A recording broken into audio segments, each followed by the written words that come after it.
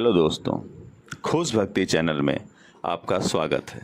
खोज भक्ति चैनल हमेशा की तरह आज भी बहुत ही मार्मिक प्रसंग लेकर के आया है, जिस प्रसंग का नाम है पीपा जी महाराज। तो दोस्तों, चलते हैं प्रसंग की तरफ। और उससे पहले यदि अभी तक चैनल को सब्सक्राइब नहीं किया है तो कृपया पहले चैनल को सब्सक्राइब कर लें। तो दोस्तों, चलते हैं पीपा जी महाराज की तरफ। साहित्य, संगीत और कला की नगरी झालावाड़ शक्ति और भक्ति के क्षेत्र में भी बेजोड़ रही है। झालावाड़ के समीप बसी गागरोन नगरी के स्वामी पीपा जी बलशाली शासक ही नहीं, अनन्य भक्त संत भी थे। परम भक्त पीपा जी आचार्य रामानंद जी के मुख्य शिष्यों में अग्रणी थे। भक्ति साहित्य के इतिहास में जहाँ संत कबीर और भक्त रैदास जी का स्मरण होता है, वहाँ संत पीपा जी का नाम भी विशेष आदर के साथ लिया जाता है। पीपा जी का जन्म चैत्र पूर्णिमा संवत 1380 सन 1323 ईस्वी में माना जाता है। कहा जाता है कि पीपा जी के जन्म पर उनके पितामह बड़ी धूमधाम से पुत्र जन्मोत्सव मनाया था।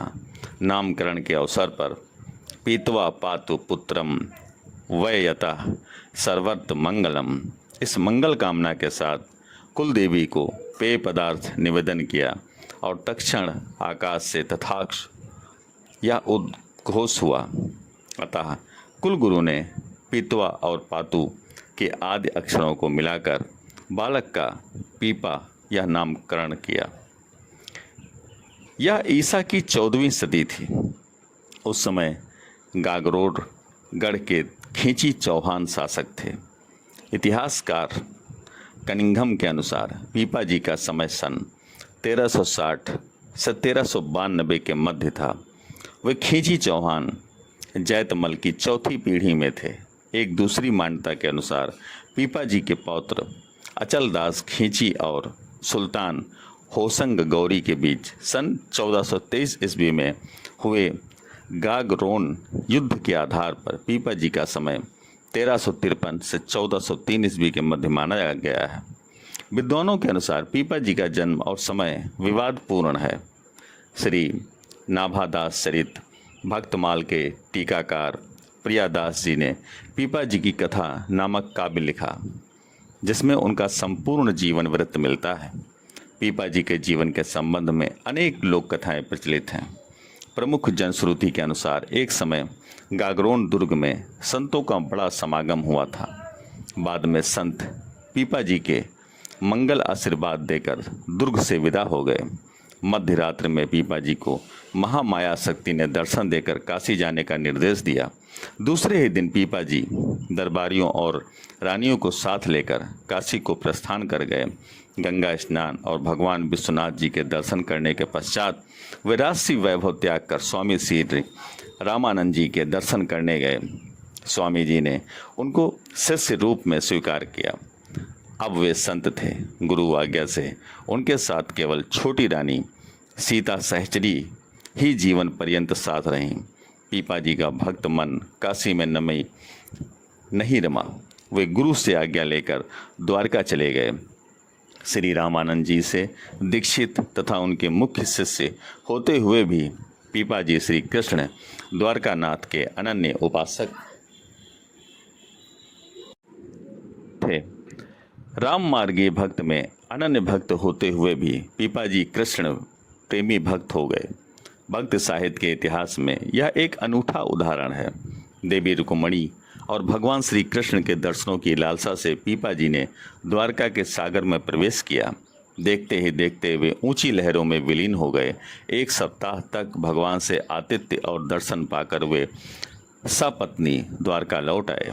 द्वारका वासियों ने यह अलौकिक घटना अचंभे के साथ देखी तथा पीपा जी को भक्त शिरोमणि के रूप में सम्मान प्रदान किया। पीपा जी बहुत प्रसन्न संत थे। कबीर रैदास मीरा की भांति उन्होंने अनेक भक्ति रचनाएं की हैं। उपलब्ध रचनाएं 4 भागों में विभक्त हैं: पदावलियाँ, चितावणी, ककहरा जोग ग्रंथ, साखियाँ।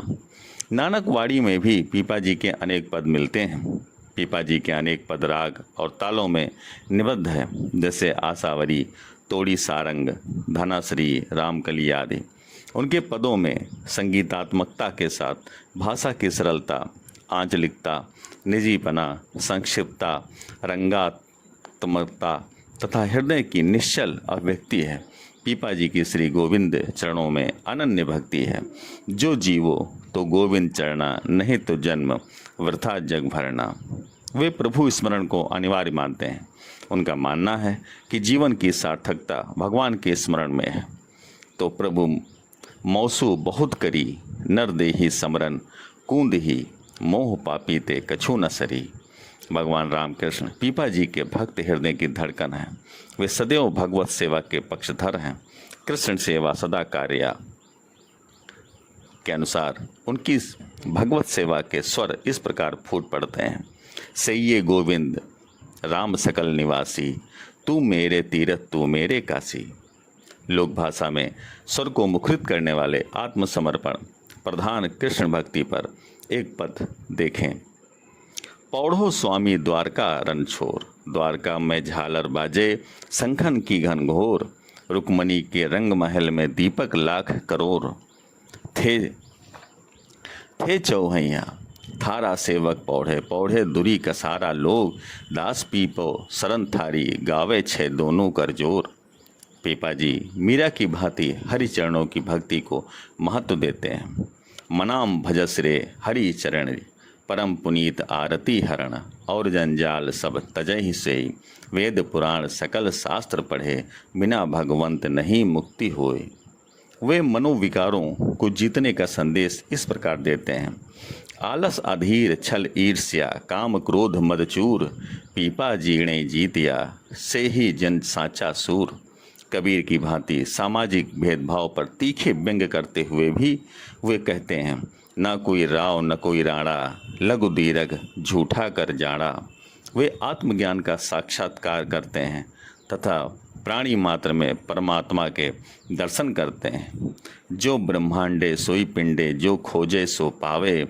पीपा प्राणवे परम तत्वरे, सतगुरु होय लखावे। संतों की साधना का केंद्र भगवत प्रेम है। वे प्रेम सागर में डूबते उतराते हैं तथा भगवत प्रेम के लिए सर्वस्व समर्पण कर देते हैं।